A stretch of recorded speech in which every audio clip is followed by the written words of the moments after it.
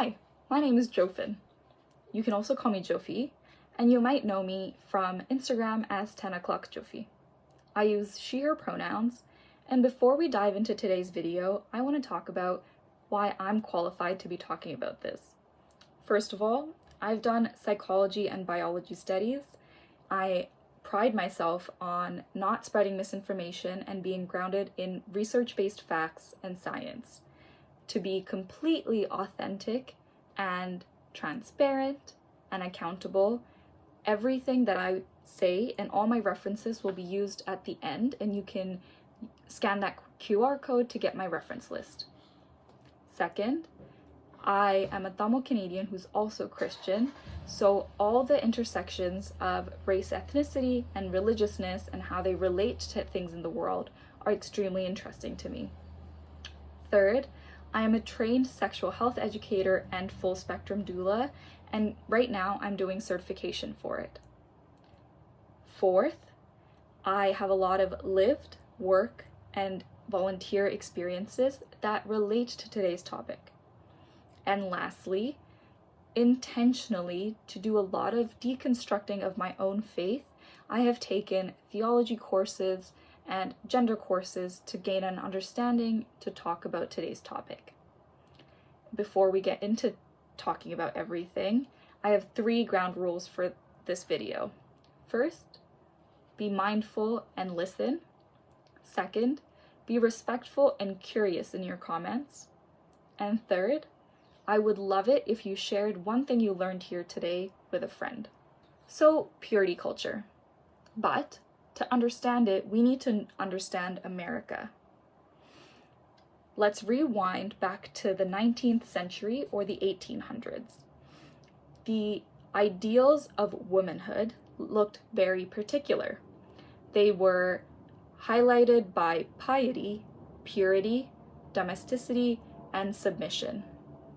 Above all, they lauded motherhood as the height of womanhood, praised submission as a form of female empowerment, and taught the importance of sexual purity. Now let's fast forward a little bit. The 1920s had World War I, 1930s, the Great Depression, 40s, World War II, 50s, there was the Cold War, the 60s, there was the Civil Rights Movement and the hippie movement, and the 70s saw sexual liberation as a part of the hippie movement, and the 80s had the birth control pill come out, and throughout the 1900s, we see feminism rise up as a part of secular thought. Now, alongside all of this happening in the secular world, there was also the Christian subculture that was running alongside parallel to it. They had their own separate values. They had their own separate education system with schools and universities, and even their own media. We'll touch on the media in a little bit. But as a response to all of this, in the 90s, there was the sexual purity movement. And it's also really important to highlight here that the HIV/AIDS epidemic was a part of the 80s as well. So, out of this comes purity culture. Purity culture was a result of the sexual purity movement and the rising thought in a lot of Christian circles. They subscribed to abstaining from premarital sex and highlighted an abstinence-only sex education.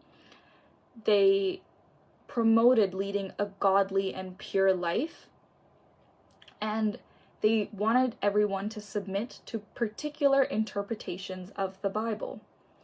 Essentially, with feminism being secular thoughts or secular worlds movement, this Christian subculture, purity culture of it, came up with highlighting what they thought feminism took down. For example, femininity, family values, whatever that meant, and the value of domestic and submissive housewives. What's really important to note here is they took what was Victorian or cultural ideology from the 1800s and they turned it biblical. It then became a literal interpretation of the Bible.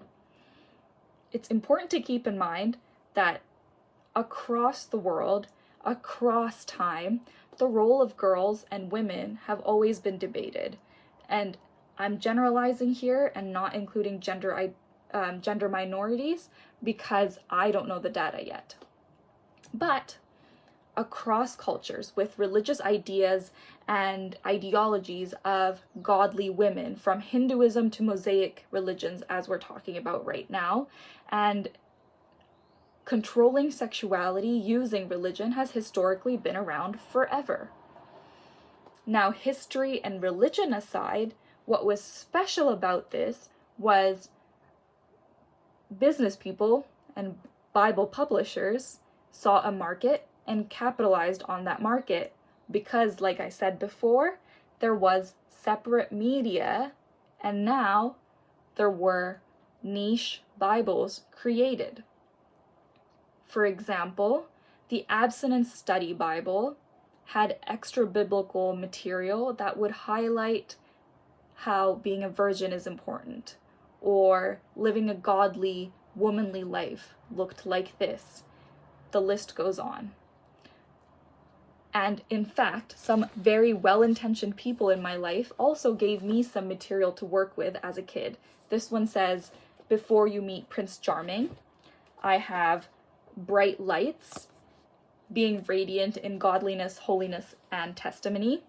And I was also given a Bible by some well-intentioned people who didn't know the content of it, but it was marketed as a Bible for teenage girls. And so I got it with some of the same messaging. And you might wonder, is this the first time this happened? Not really.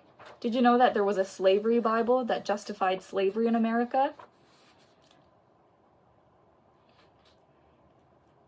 So why am I talking about this now? Why is this important?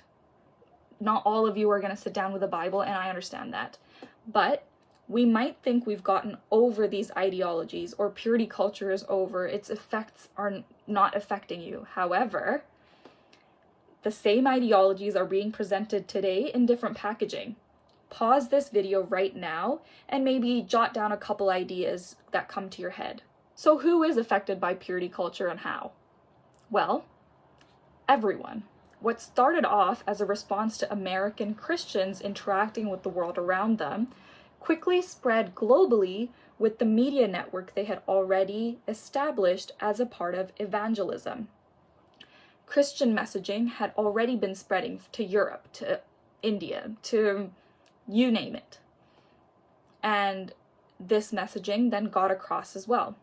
So the long and short of it is everything and everyone is being affected by purity culture.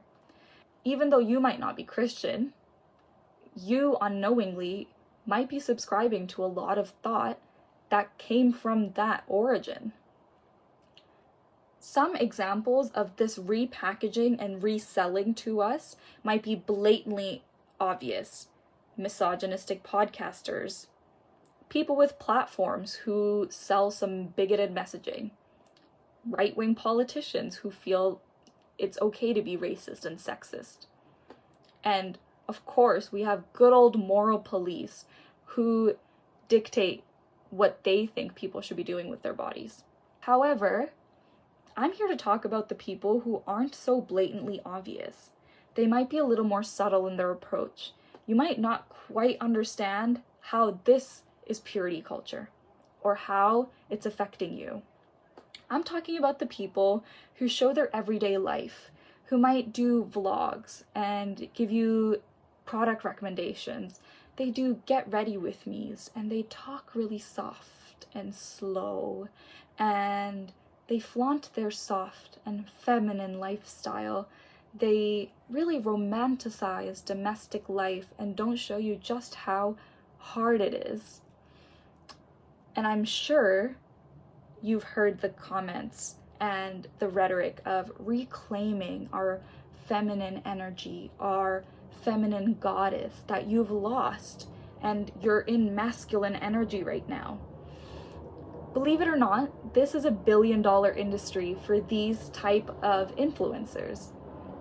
And they might be selling you health and wellness products like gummies and supplements and dietary teas that are a trillion-dollar business.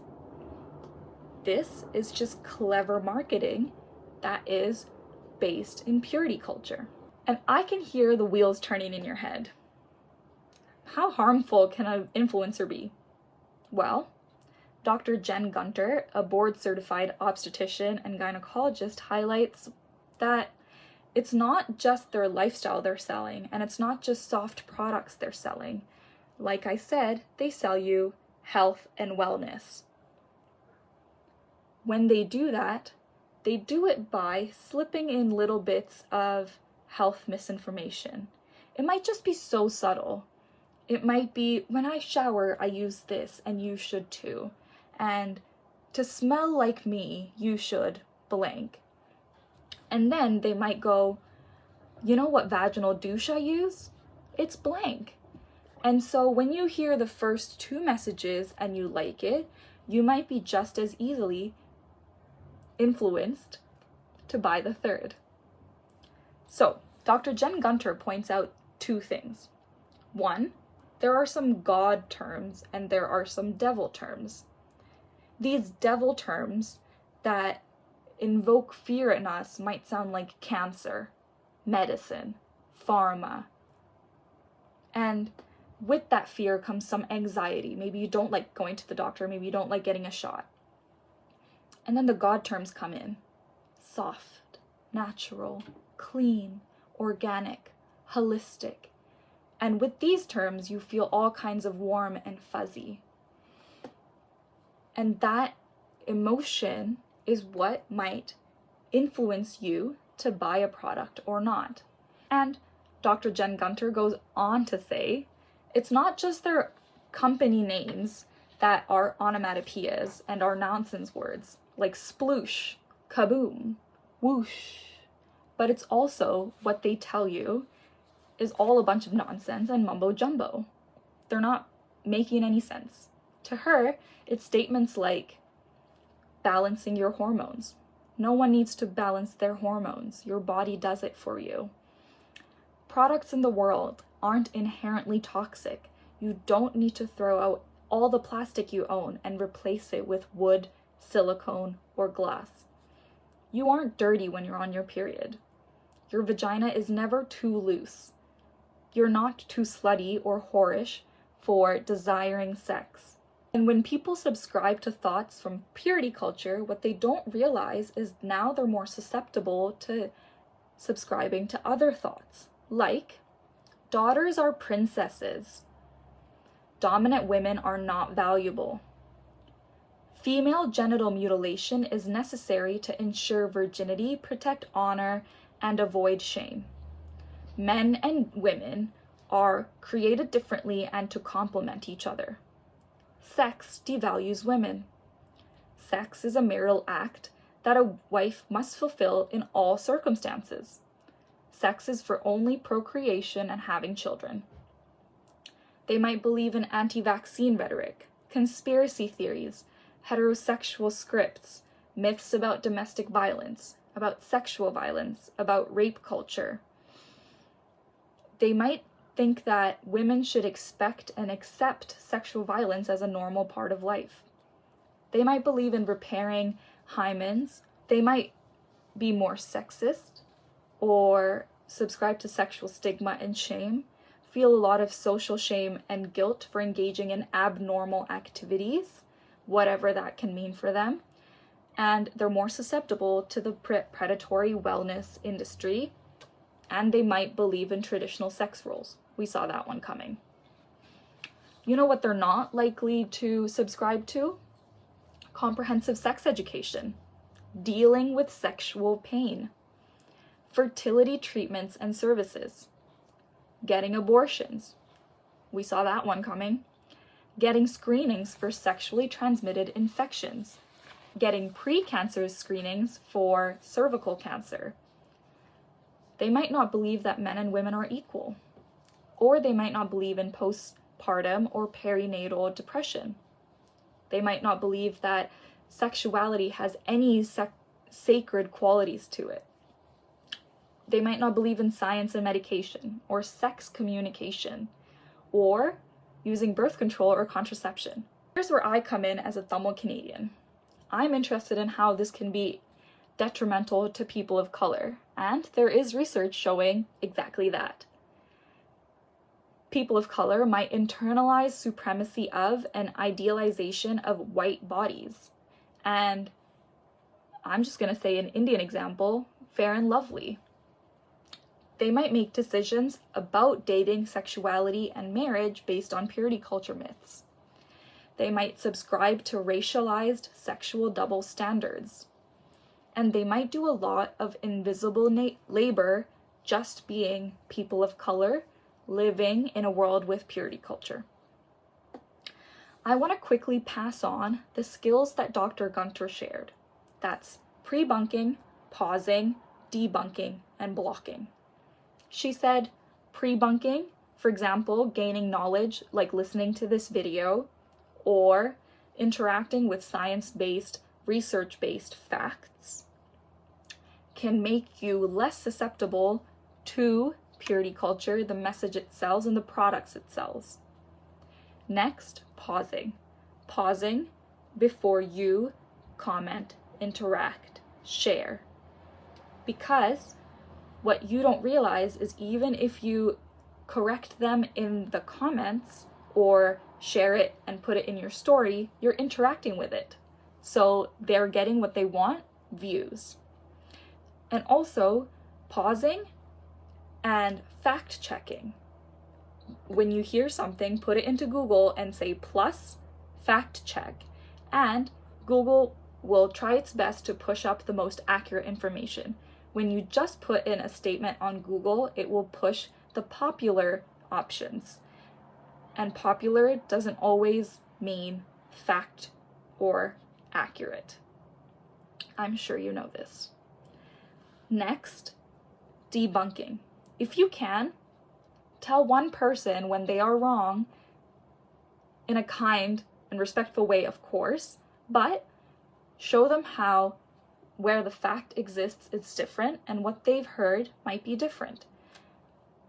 Unravel a lot of the myths about this wellness industry. You don't need to be on 50 supplements. You don't need to increase your protein uptake. You don't need a health gummy. You surely don't need a gummy for your vagina. Next, blocking. The best thing you can do is to block them. It teaches your algorithm not to be sending you those kinds of information. It also shows the app that you're using that people don't want to interact with this content creator. I've said a couple times during this video, I am Tamil Canadian, but I'm also Christian. And I am navigating for myself, what that means. And I am deeply saddened and a lot of times angry at the kind of Christianity that my ancestors got through colonization. Because while it liberated women in a lot of ways, it oppressed them in others. For example, like covering your head when you're in churches, or being submissive to your husbands, being quiet, were all taught to them as biblical truth when it was just cultural. Think about some Victorian ideals there. So as I unravel what it means for me to be a Tamil Christian, I also am so curious to hear what other people think. My goal with all of this is to understand what it means to be a Tamil person, but also a Christian person. Personal opinion, and something that I have heard pastors in churches that I attend now say, is that modesty is not about the clothing we wear and how revealing it is or not, but it's about us flaunting our wealth. And that is what a lot of religions frown upon. You don't flaunt what you have in front of people. You can be modest in how you represent your wealth. So in closing, I want to share with you something that is hopeful, because I know that all of what I just said can be really gloom and doom, but once you realize the influence that purity culture has, there are 3 changes that research shows. You change your view of yourself, and I hope that happened today. 2, you can reclaim your own bodily agency and ethnic identities. I know it's a tough journey, and I'm on it as well. I'm so excited to see what that means for you. 3, you separate your understandings of purity from your understandings of God. Again, I am so excited to see what that means for you. Again, thank you so much for your mindful listening and your thoughtful and curious comments, and I hope you share one thing you learned here with a friend today.